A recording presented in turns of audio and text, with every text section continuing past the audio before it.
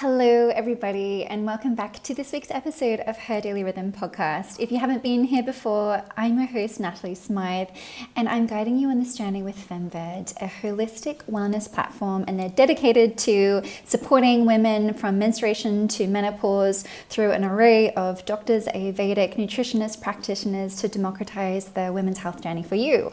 And I am also a nutritionist and naturopath and meditation teacher, and I'm guiding everybody on this journey to reconnect to your cycle, reconnect to your hormones, to your unique self.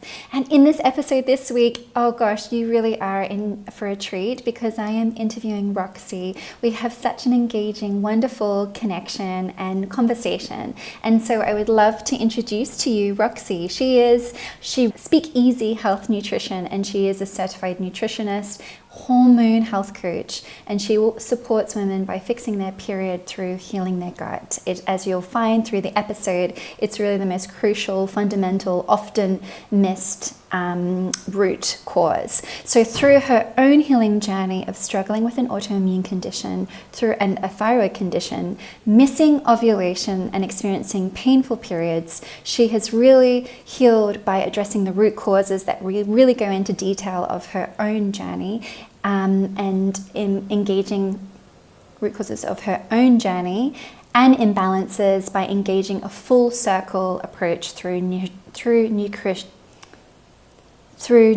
at its core.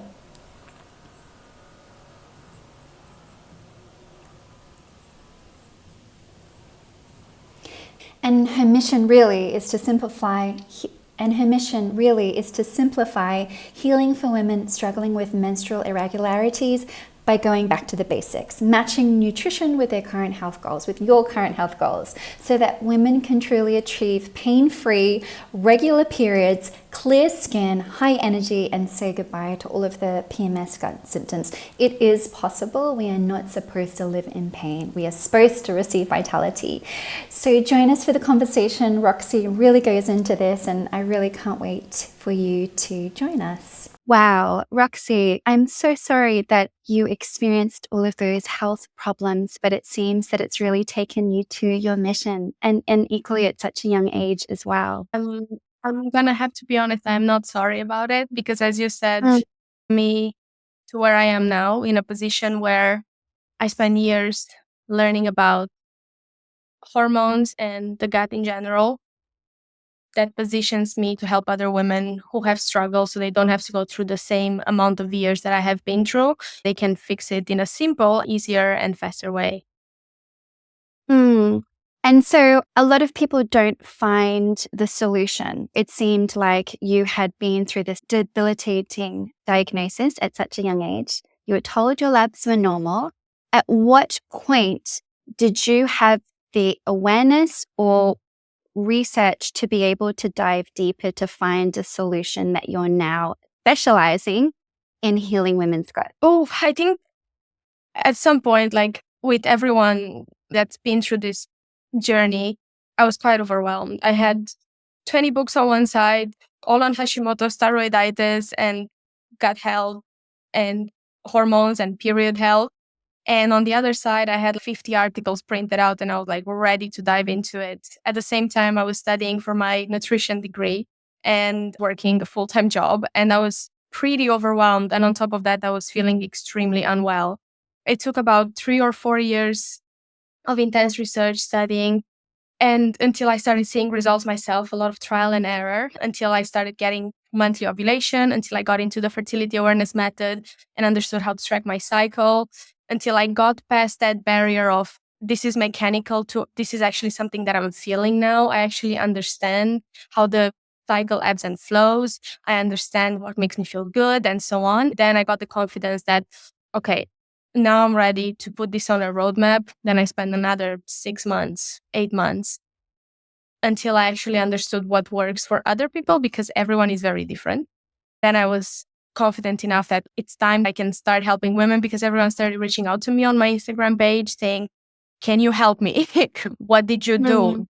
This doesn't make any sense. I go to 5 different doctors. They all tell me different things.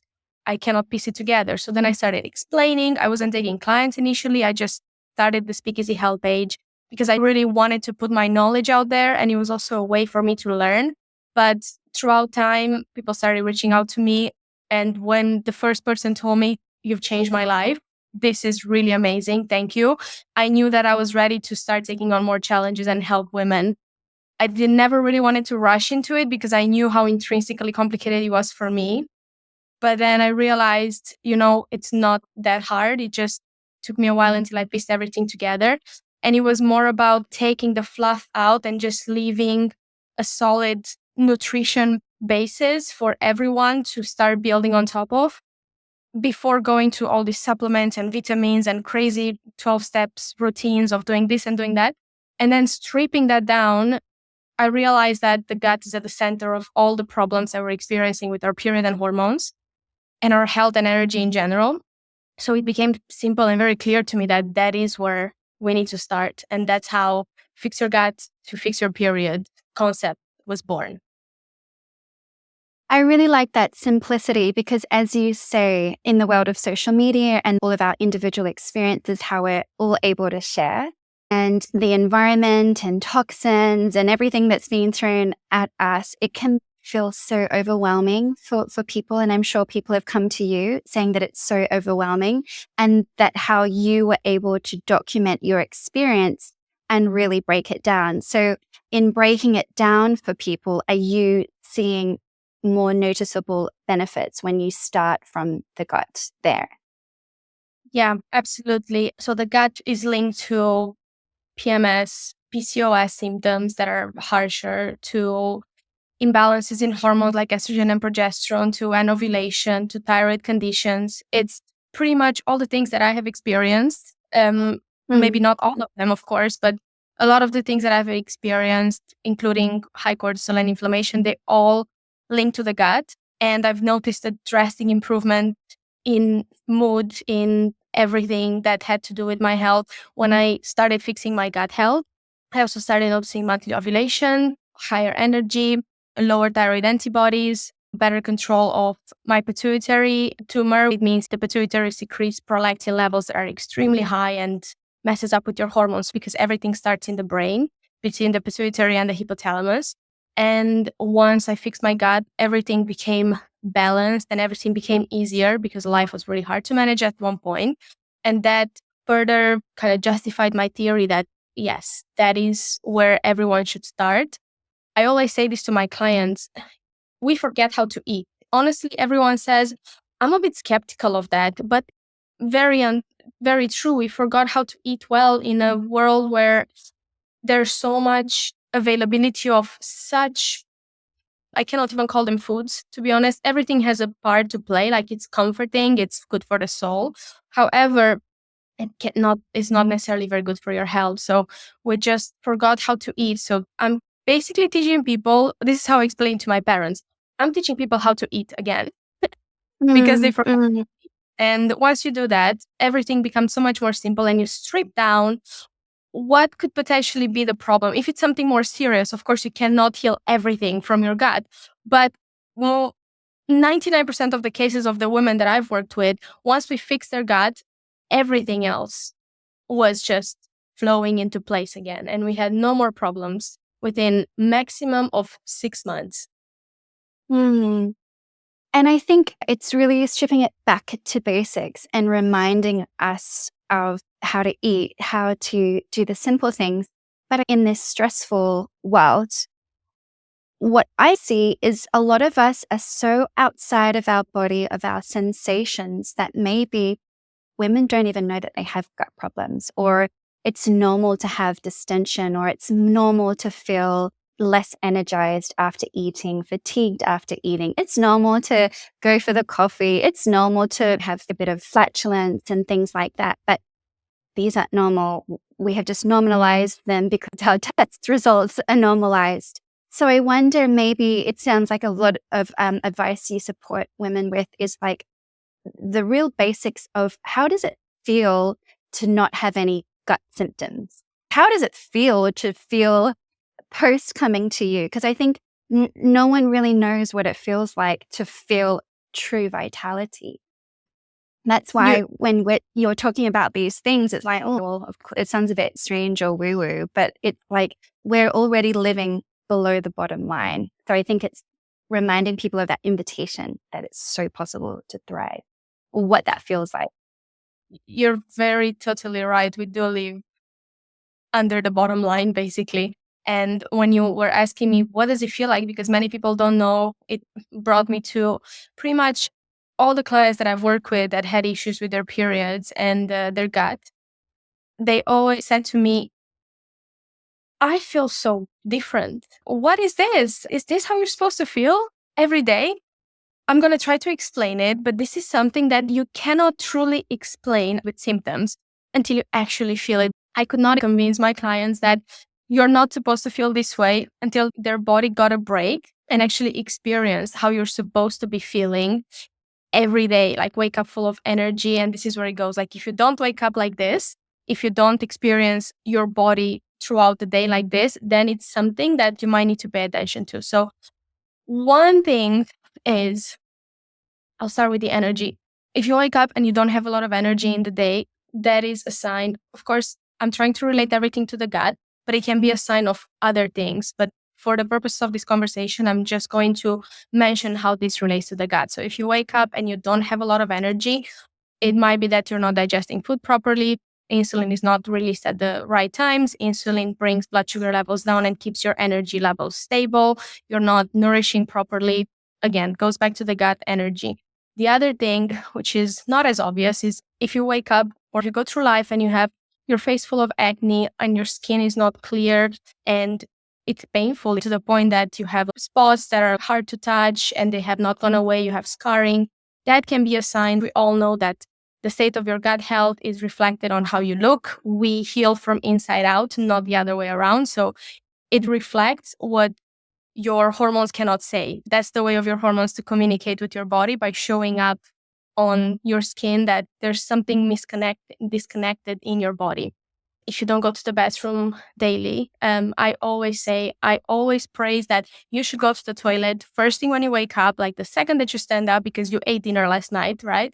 To eliminate toxins, flush out excess estrogen and other excess hormones, because that impacts your period, that impacts how you feel, that impacts your mood. Speaking of mood, if in the second part of your cycle, your PMS, or even worse, the PMDD symptoms are just coming crashing down, that's also related to the state of your gut health. For PMS, we produce serotonin in the gut, which is the feel-good hormone and the anti-anxiety hormone. That has a drastic drop in the second part of your cycle. And that's when you get symptoms of anxiety, mood swings that are there, noticeable, but still manageable. With PMDD, that's pretty much life-wrecking. You can get out of bed.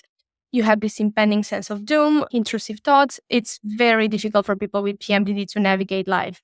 So that's where the gut comes into place. Recent articles found 3 or 4 strains of bacteria that actually are not found in the people with unhealthy gut and correlate with people that have PMDD. Of course, correlation doesn't cause causation necessarily. However, the evidence was there that a lot of people with PMDD lack these 3 different types of bacteria. The gut is home to trillions and trillions of good and bad bacteria. Hopefully the good outweigh the bad. And people that have PMDD don't have these certain strains of bacteria that help with mood, that help with energy, that help combat all these terrible, hard to live with PMDD symptoms. And I think that's pretty much them. All right, bloating. I wanted to mention bloating as well. Bloating is a result of either indigestion or FODMAP foods, which are foods high in certain gases that don't get digested in the small intestine. They go and get digested in the large intestine. That causes this kind of uncomfortable and painful bloating. If that is the case in your case, and you're living with bloating every day, first thing in the morning, or not even first thing in the morning, but throughout the day, you're feeling bloated. After you eat, it hurts. You don't really feel like eating more, but you're hungry, or you're hungry and you keep on eating and you don't find anything that satisfies you, either mentally or physically, in terms of how much food you eat. That is also a sign that your gut is not in a good place. If there's pain after eating, if there's pain constantly, or if there's foods that you used to eat that you can no longer eat anymore that bother you, that is also a sign that your gut is not in a good place. So I would say these are the main ways in which I went on the negative side. If you feel like this is not good, but you can think of it in another way. If you don't feel these things, then you're healthy. And that is a sign that you have vitality in life. And that is a sign that you are doing things right in how you're nourishing your body. Whereas if you do feel these things, these are not normal and you should know that. And these are some things to look into further. Mm. And that's really interesting. And I think it's building up awareness for everybody, as these are like a vital sign, and they accumulate, don't they? So it's your body is always giving you feedback too. And it's like, okay, well, maybe I might have bloating for just one day. Instead of ignoring it, I'm going to act on it or make sure my bowels are in habit. Before, I'm sure you meet patients when they've been experiencing these symptoms for months, years, and so forth. That's when it becomes a problem. So I think it's really that proactiveness is that your health is a partnership. Creating a partnership with your body is so truly vital, that we need this information. And I think probably that's the biggest message for that we want to share, is that you're a team, and you are your doctor as well, doctor's teacher. And I think that's your role. I wanted to, because I can hear probably the audience wanting to ask a lot of questions about everyone, is what is the quick fix? You mentioned strains of bacteria, and like, oh my gosh, do I have these strains of bacteria? I wonder, maybe with strains of bacteria and somebody with that imbalance of dysbiosis and things within the gut, what would your recommendations be from a nutritional perspective for food to raise good bacteria and lower bad bacteria? I know this is a very complex question, and there is no one fix or one answer, because every single person is unique. So I think a lot of our listeners do really understand that. But maybe a couple of suggestions. I honestly don't think it's that difficult. And I will tell you the things that I tell my clients too, that people actually pay me for, and I keep giving online for free on social media as well. Honestly, I'm going to take this opportunity to say coaching is not necessarily about the fact that you get all the information, because all the information, if you look on coaches' platforms, they're there. It's just a matter of accountability. So I'm always giving up, as I never gatekeep, because I know how much it hurt me that I didn't understand how to do things properly. So I always say, these are the 3 steps. And genuinely, these are the 3 things that you have to do. Nothing more, nothing less. These are the 3 things that I would change, let's say, to improve my gut health.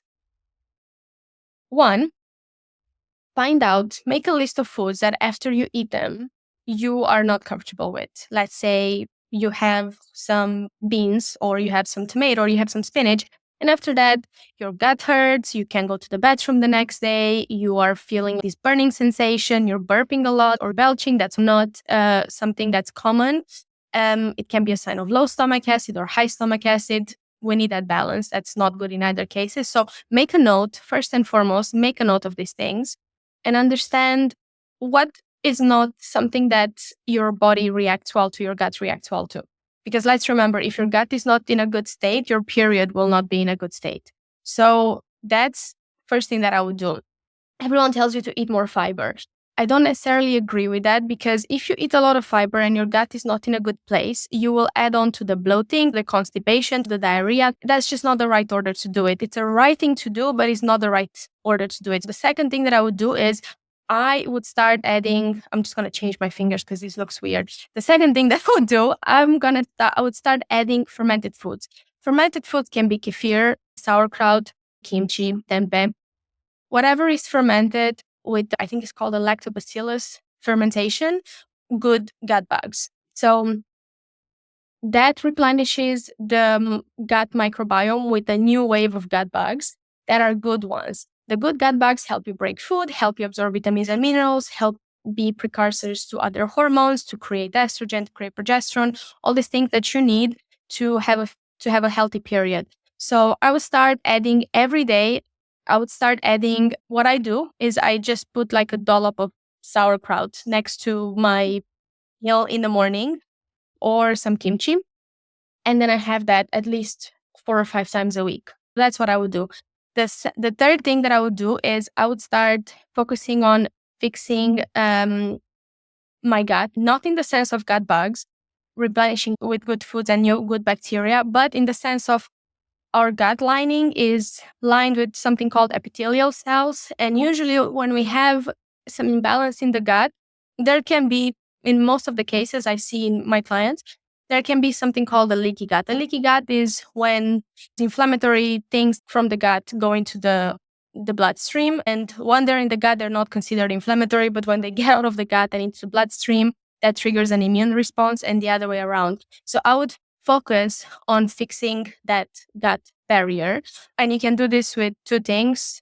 You can do this with more, but these are the most effective things. So L-glutamine, it's amazing for that. And then there is also bone broth, which contains amino acids, nutrients, and collagen, and all these things that actually work on repairing that gut lining. I have on my Instagram page, I have praised that recipe up and down. I actually just made it and posted the recipe in my latest reel, I believe, at the moment of making this podcast. So you can go and take that for free. Prep time, 10 minutes, just let it boil for 6 hours. Then these are the three things. Actually, I want to add one more thing to the list, which is only after you've done this, the writing down the foods that are inflammatory, that are hurting to you, and eliminated them for 1 or 2 months. Don't worry, you can reintroduce them. I would never tell you to take anything out of your diet. I'm just saying give your body a break while it heals. So once you've taken out those foods, found out what those trigger foods are and taken them out, then added in some fermented foods, then added in some foods that heal your gut, only then add more fiber. Now, you're not going to go all this time without eating any fiber, but focus on, in the moment that you're having fermented foods and fixing the gut barrier, add more stews, because adding stews with vegetables helps break down the fibers. You still get the same benefits. Fibers are basically food for the gut bugs. So you keep those bugs alive with soft fibers, and have fruit as well, because those are also soft fibers. Only then, after you've done that for 2 or 3 months, start adding in fibers that are harder, like beans and legumes, spinach and leafy greens. Otherwise, you will get bloated, you will get constipated. It will hurt you more than it will help you, because your body is just not ready to welcome all that good fiber, because it doesn't, that's food for your gut bugs. If there's no gut bugs there to eat it in the first place, it just gets stuck there, like in the digestion process, doesn't go out, constipates you, makes your stomach hurt, and so on. So these are the 4 steps I would recommend to get personalized to the person. It really depends on their diet. All these things require a personalization strategy, but this is what you can trial out and work with over the next few months. Write them down and just start doing that, because you will feel better if you find the right balance for you. I think that's really crucial and important, because we live our lives doing the same thing all the time. And then all of a sudden there's a calamity where you can't eat the same foods that you've always eaten. And then the information out there is, oh my gosh, I have a food allergy. Or, oh my gosh, I'm dairy intolerant. Or, oh my gosh, I'm gluten intolerant. And often, as you've just stated, it's not actually the food. It's just that there's a build up to whether the way that the gluten has been packaged, or you have more stresses, or over time, there's this imbalance of more bad bacteria. So that protocol goes back to really what we're speaking about. It's always listening to your body. And at times, you need to do this weed, seed, feed, reinoculate protocol, which I really love. It's invaluable. To our listeners, the way you broke that down, you will save thousands and thousands of pounds if you just wrote all of that down and took the advice that Rocsi did. It can save you a lot of time. So, and to do that over your life. And I think we have so many different life stages that we just think and do the same thing all the time, and then get frustrated or blame it on early menopause at 32, which is absolutely not true. So I really love that. Thank you for breaking that down. I guess I have a question is that you mentioned in your cycle, in your journey with Hashimoto's, you weren't ovulating. Is that right? Your menstrual cycle was completely out. And I think this isn't maybe something that's spoken about, or the only reason you find out you're not ovulating is if you are trying to have a baby, and then there's a whole lots of work and stress piled on top of that. So I wonder if you could maybe speak about the importance of really understanding your cycle. And I know that you talk a lot about that on your website and have amazing tools. Okay, so I always say that the gut is your second brain. And I didn't patent that. I don't say it just myself. I always said that. It's something that I say. Like I say, the cycle is another vital sign that your body is doing well. So as we are re-entering into teenage years, all we want is to not have a period because it hurts. It's painful. It just makes you skip events. If it's painful, if it's heavy. And most of the time in the first 2 or 3 years, once you get a cycle, if we have younger listeners or mothers listening, this is very important. It's normal for the cycle to take about 2, 3, even 4 or 5 years, maybe sometimes, just to establish that connection. Because what ultimately happens when you reach a certain age, your brain and your hypothalamus and your pituitary start connecting with your ovaries. Now, you've gone through your life, let's say 12, 13, 14 years without this connection. Now this connection is starting to form. And what happens is, I'm just going to call the hypothalamus and pituitary your brain, just because it's such a long thing to say all the time. Your brain starts connecting with your ovaries and it starts sending this FSH and LH hormones, luteinizing hormone and follicle stimulating hormone. This kind of pushes your follicles in your ovaries to start growing and developing into mature follicles, which will break into ovulation. This is a hard process to nail in terms of quantities of hormones that your body needs to start sending. And then there's also the feedback loop that your brain receives from your ovaries. This is a very complex process, and it's really hard for your body to get it right in the first year or the second year or the third year. Even when you're 20 years into your period, if you have too much stress, that balances out. It's a very fickle process, but because we live in a world our body was not meant to live in. We live in a lot of stress. We live in a state of disconnect with our body constantly, and our hormones don't understand that we've evolved from hundreds and thousands of years ago, and there's much more going on around our body than back then. So it's very important to understand that these disconnects can happen throughout your life.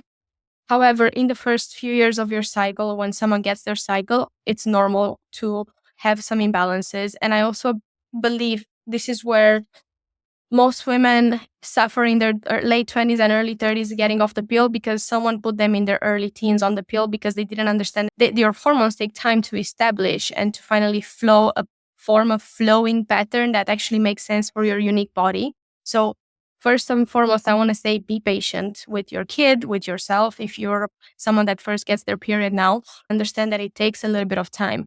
And you will do yourself a great disservice if you get on the pill while you're so young. Later on in life, it's going to hit you with a second puberty of pain and acne and everything if you get off the pill. So your menstrual cycle takes some time to develop, and it's totally normal. As you go into the teenage years, as you go into your young adult life, it should get better. And if it doesn't get better, then there is some disconnect there that you should address with your doctor. But overall, these flows of the cycle throughout the month, they're actually quite wonderful, because it tells you if something is disconnected at certain points in your cycle, you will feel it. You should make an effort to understand and write down. And that's why cycle tracking is so important, because it helps you understand if there's something going on at any point in your cycle. And it allows you to understand if you ovulate. Ovulation is not necessarily just for baby making, but it's also a sign of fertility and health for women. It means that your hormones are balanced. It means that your ovarian cycle and ovarian reserves are healthy. We all should aim for that, even if you want a baby or you don't want a baby. Your body will try to make you get pregnant every month, because evolutionary, that's what our body is trying to do if you're a female with the reproductive system. However, then it's your choice if you'd like to do that or not. But that is what your body is doing, and that's what it should be doing. It was what it was designed to do. And if it can't do that, there's going to appear these imbalances and these PMS and PCOS symptoms and painful periods and irregular periods. Can I go out today without my period just popping out of nowhere? I believe cycle tracking is a very important tool to get to know your body. You can't really know your cycle without tracking it. We have good intuitions as females, but I believe cycle tracking is one of the most powerful tools that we were given, just to understand, scribble down on a piece of paper. You don't need a fancy app. I actually have a free tracker. I can share it with Natalie. Perhaps she can put it in the notes of the episode that you can use to understand when is your follicular phase, when is your ovulation, does ovulation happen, when is your luteal phase, how do you feel in the luteal phase, how long does your bleed last, did it last longer than in the previous month. All these things can tell you that there is either a high level of stress in your life or a disconnect in the way you nourish your body. Then you can address it, because if you just go through life having a menstrual cycle without trying to understand at what point it breaks, it will be really hard for you to fix your period, to put it like that. So my main message, I guess, from this is to say your cycle will be with you regardless of what you do for a big portion of your life.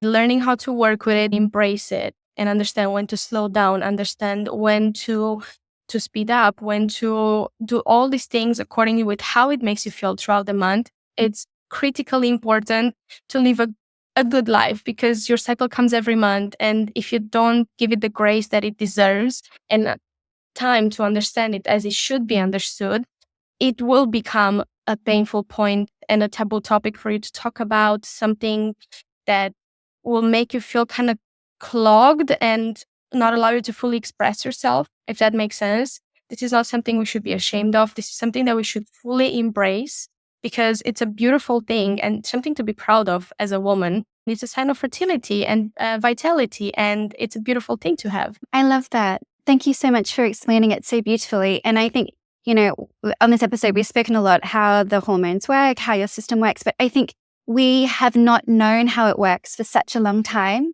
Each time that we hear this information, we celebrate. Each time we can participate. And we want everyone to get to a stage where they love getting their period. They look at their blood and see how beautiful and life-giving it is. And you don't have to be so ecstatic about it that way, but it is data and feedback. Yeah. So I just wanted to make a point. Now that you said how beautiful our menstrual blood is, there was an article published in 2023 or 2024 saying that they're actually using menstrual blood, because of the stem cells that come from the menstrual blood, to support in healing Alzheimer's and Parkinson's diseases. So if that is not magical, I don't know what is. I can send you the study if you want. Oh my God, I have not heard of that. That's incredible. It is pretty awesome, right? And so, I mean, every time I hear someone saying, oh, your period is dirty, or this is just not something I want to hear about. Like, I'm sorry, does your, whatever heal Alzheimer's and Parkinson's? I don't think so. Wow. I mean, that's quite mind-blowing. I think that just goes to say is like we really underestimate the power of our reproductive organs, the cycle, its ability to detoxify. I think that's our superpower as women. Like we have the ability to shed, release each month. And, that the other sex doesn't have that ability. They have to do that in other ways. And as you say, 1 month, you could look at your blood and it might have clots and be a little bit brown. And that's indicative of, okay, I understand why that's happened. But the next month, look how it's changed. And in 20, 30 days, look how it's changed. And I had that power to impact myself. And it's real-time information, isn't it? That's really beautiful. That's so well said. I have the power to make these changes, and these changes happen so fast. So I want to build on that and say you have the power to change your cycle. It can happen relatively soon. And you also have the power to change your gut and make it symptomless. And I just want to say, because you mentioned, oh yeah, by the next month, I have a better cycle. With your gut, within 3 days, you can change your colony of bacteria and start seeing improvements. So you just need to start and follow all these amazing tips that we've been giving you, and you will see results in a matter of days. Literally, you just need to know where to start. And these tips about tracking your cycle and these 4 ways to start nourishing your gut are your best bet in terms of where to begin healing. I mean, that's it, full stop. And we don't need to go out anymore. But it is that simple. And unfortunately, it's not sexy, or it's not buying it in a package. But I think people and participation, and maybe this comes back to what you're brilliant is building community. Because I understand you're really focusing on bringing women together and empowerment, and you're also creating a hormone hub too, which again I love. So I wonder if you could speak about that. Sorry, there's two questions. I know I asked too many questions at once. One is the power of community. And then the second, if you could speak about Hormone Hub. Okay, so they kind of relate together. I started building my page because I wanted to speak easy about health, which is Speak Easy Health, because I had this experience where I never felt understood. I always felt gaslit, just like pretty much every single woman that will listen to this episode will feel or has felt at a certain point in her life. So what I wanted to do is I wanted to create a space where I can bring women together. There can be conversations in the comment section. There can be people reaching out to me. And then I wanted to just know, I wanted them to know that not everyone feels alone, because many times I speak to my clients and there's so much pain that no one understands them. And I feel that in this healing process, not necessarily just having a coach matters a lot, but having a group of women that can empathize with you, that can push your healing so much forward. And I felt like that was a really important element to it. So I made this free online community, my Speakeasy Health page. I also wanted to do something else, which was affordable for everyone, because one-to-one coaching can be quite expensive. I just wanted everyone to have access to the method that I use with my clients to help them fix their period. I created Hormone Hub, which is, again, hormone comes from hormones and ED education. And there's that hub for all things period health. There's a community in there of women already, and I've just opened it. I've rebranded it a couple of months ago because I realized there's interest and so much pain in terms of the period health topic. And because everything connected to the gut, I decided to make it a period hub for all things period health, taking a nutrition-centric approach, because that is my method to help support women regain their health and feel vitality and energized as they should feel. So I created Hormone Hub. I had so much interest and recognition for the fact that I managed to create something accessible for everyone interested in joining and supporting their health and period. So it's growing into a beautiful community of women wanting to fix their period, taking a nutrition-centric approach. And there's so many beautiful conversations going in there. And all I can hope is that everyone that has struggled with period health, that they can come and join us for bi-weekly Q&As and conversations about the progress, get a roadmap to understand exactly step by step what I need to do, and accountability from me and the other women in the group. It's just such a beautiful space, and I am so proud of it, because everyone that joins there is so curious about their health and to learn about their period. And it's such a beautiful thing to see that this is what we're evolving into, someone that takes pride in our powers instead of being ashamed of them. And it's just a really beautiful thing to witness and be able to hold space for women doing that. I think it's a true revolutionary act at this time, because we have, when I started in the workforce, or even now you notice it in corporates, where you have to hide carrying your sanitary products to the toilet. I know it's changed, but in some places not so much. I know there's a lot of advocacy in corporates now where you can take time off when you have your period, but it should be normalized rather than feeling okay. So I know we still have a long way to go, but it really is the time for that celebratory process. And we should keep ovulation for as long as possible. It doesn't mean you'd have to get pregnant, but it's a sign of health, as you say. And particularly since we're living longer and it protects every aspect of our being. I suppose there's one question that I have for you that started with your journey. When you speak to healthcare providers, a lot of the time it can feel quite daunting and they'll push you away. They say the labs are normal. I know a lot of women find it hard to advocate for themselves. So how would you advise to deal with those conversations speaking to a healthcare provider? I had my fair share of gaslighting and being dismissed. And it's really hard to stand your ground in front of someone with authority, especially because you don't have the knowledge, right? You go to them and rely on them, that they will provide you with this comfort and support and explanations. And then you go once and you get dismissed and you're like, oh, okay, you go twice, I believe you go 3 times, and the story goes on. So what I found works the most for me, and what I always advise my clients if they want to go to a specialty doctor, is to write down the questions that they have on an app, in notes on your phone, just on a piece of paper, whatever you feel most comfortable with, and go prepare like that in the doctor's office. There's so much information on my page that pretty much everything that has to do with your gut and your period, you can find a reel about it. And I write extensive captions with so much support in them. So please go read them. If there's any extra questions, just ask around. There's no shame in that. The more prepared you are when you go into your doctor's office about your symptoms, let's say you feel low energy and your doctor has told you before, it's normal, just eat more. You can write down things like, I try to eat more for this amount of days. I try to not have coffee, but have some tea in the morning.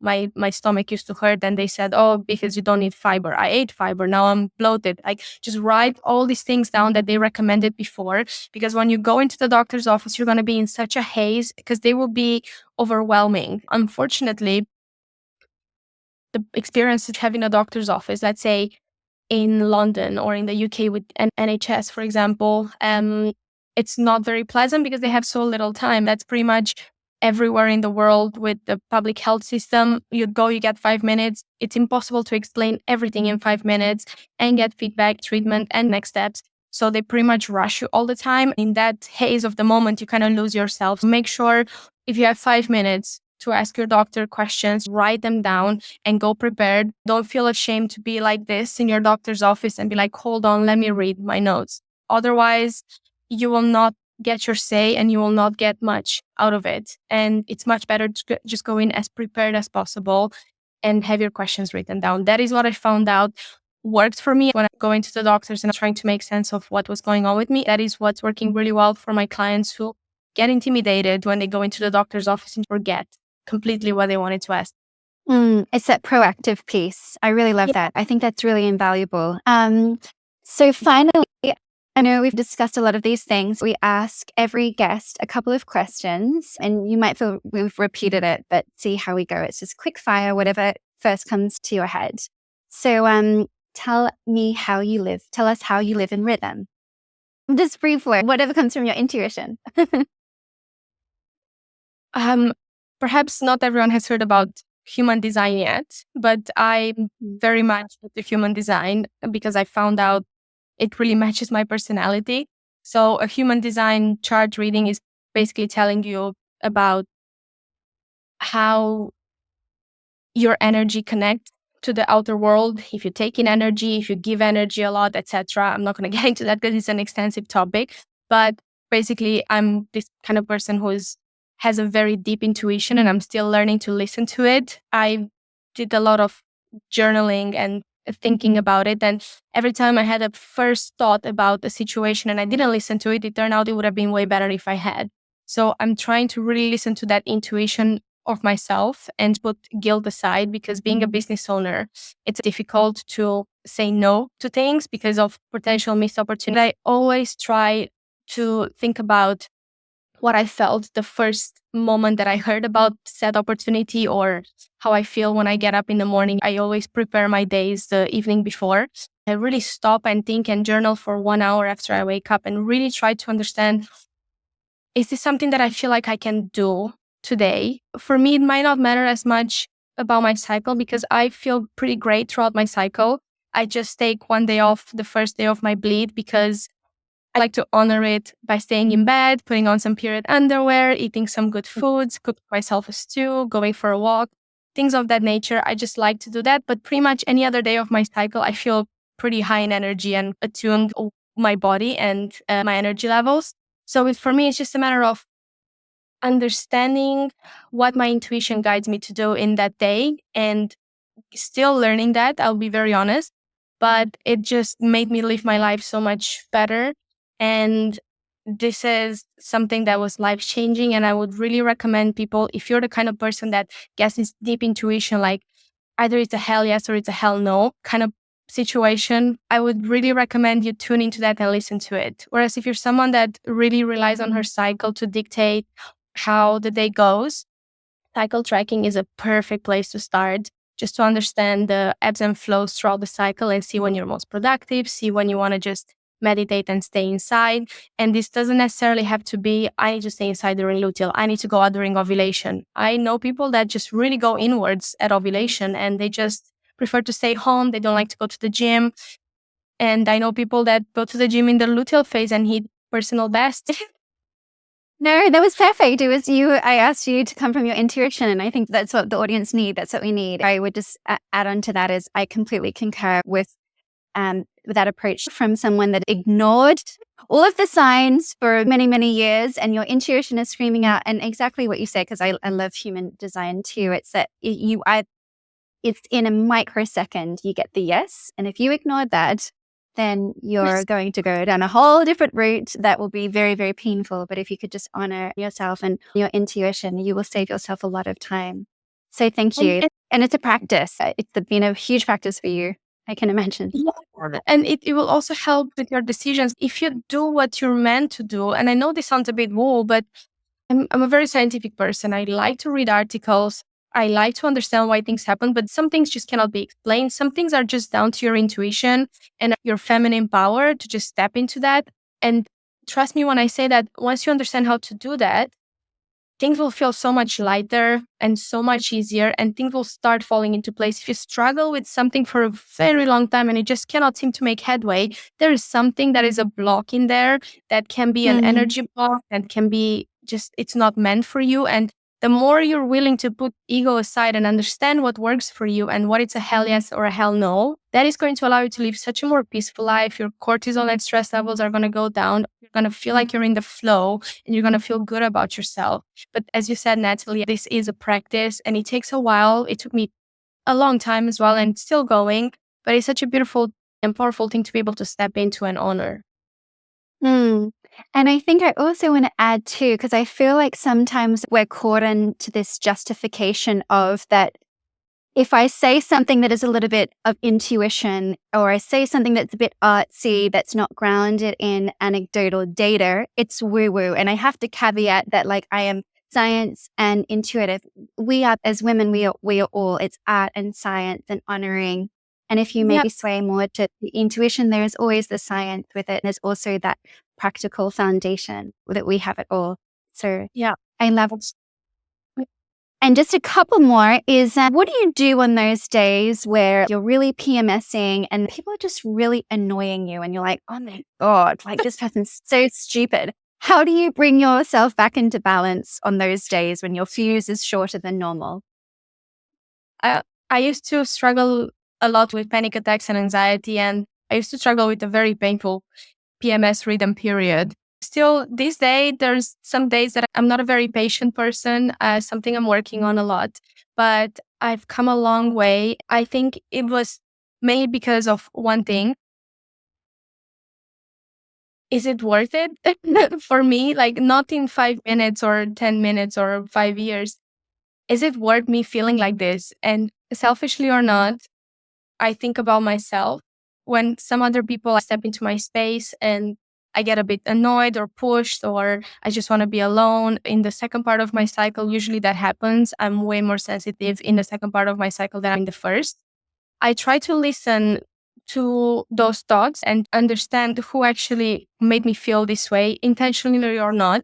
And I journal about it later. Like, I never make decisions in the moment because I'm a very quick person and I don't want to make anything like a rash decision. I used to do it and it didn't lead me to a lot of great spaces and places with relationships with people.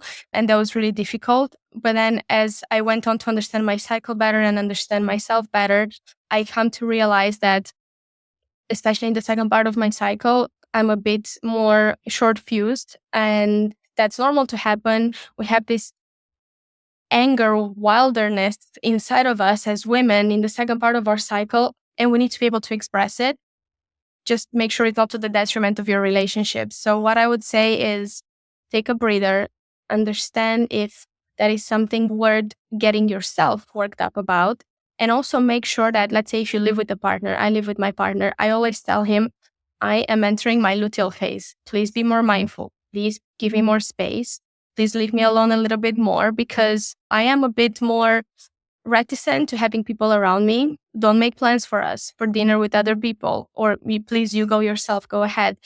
don't make plans for me as well before discussing with me, so I can check in with myself and see how I feel. I keep myself very grounded in the second part of my cycle, and I'm very strict with my boundaries because I need to be selfish for those few days. Even though I have high energy and I can go to the gym, I prefer to do that than go be around people because that requires a different energy from me. I'm someone that takes in energy from the room. I'm not someone that gives a lot of energy. I just take it in. If I'm in a space where I'm a little bit more down or a little bit more calm and inwards, and I go out and someone is very bubbly, etc., I will take that in. For the next 3 or 4 days, I will be so tired because I always say I'm people hangover. I don't drink. Going out with people in the second part of my cycle makes me people hangover. Even though they're best friends, even though they're great friends, and it's our circle of friends, I prefer to just leave it for a few days and just come back to it and make some plans in a time that I just feel a bit more energetic and want to be around people. So yeah, I don't really hang out with people in the second part of my cycle, maybe a week or so before my period, because it's difficult for me energy wise. And I've learned that to put that boundary in place gives me so much more energy and time to do productive work and journal and do the things that I want around the house. And the second thing is when there's a situation in which I live with my partner, so there's obviously, I cannot really kick him out of the house. I love to have him around, but he knows in the time that I'm in my luteal phase, he goes and buys me a steak. He offers to give me massages. He just needed me to communicate those things to him, which is really beautiful because now that communication is open, he understands when I need to be a bit more like left alone and when he can like make some plans for us and we can do some things, which is really beautiful, this kind of communication, which I never had before, but it's really something that is worth trying if you live with a partner or if you live with a flatmate or a friend. Just make sure you express the things that bother you because like a communication, it's so important, especially when you feel like being a bit more alone in the second part of your cycle, if that happens to you. And it just really goes back to knowing yourself, and the more data you have and the way to communicate it, then every experience can be a wonderful experience. Your life can be brilliant. It's just the preparation and how much you want to know yourself. But that takes courage. Yeah, it does. If you're listening to this, give yourself the grace. Don't think that just because you started cycle tracking like 1 month or 2 months that you should get a lot of insight. You will start seeing things you probably haven't before. But it takes years. I'm probably almost 2.5 years into cycle tracking, and I'm still discovering so much about myself. And it's still a beautiful journey. So it's very exciting. I think the journey of our lives is to get to know ourselves. With your beautiful templates and guidance, where else can our listeners find you? I know you have an incredible community online on Instagram and TikTok of Speakeasy Health, and then you've got Hormone Hub. Hormone Hub is a membership that people can sign up for now. Is that right? Yeah, it's a membership. You can sign up for yearly or monthly, and you can find it in the links in the bio on Instagram and on TikTok as well. The best place to contact me or get in touch is my Instagram or TikTok. I also have the website. All of it is Speakeasy Health, very easy to remember. And you can also find my podcast on Apple, Spotify, or YouTube. I also have a YouTube channel. I'm pretty much everywhere. I also open a Facebook page. So if you write Speakeasy Health, you'll find me everywhere. But Instagram and TikTok are probably the best platforms to get in touch with me. Well, we definitely need your knowledge and your passion and your dedication and everything that you're sharing, Rocsi. I'm so honored to have this discussion with you and hopefully many more. But is there anything that we haven't covered that you've been wanting to share? I know we've shared a lot and beautiful messages. We covered how important ovulation is, tracking ovulation. We covered a bit about the period, some main tips about gut health and how to keep that in check and how to start healing.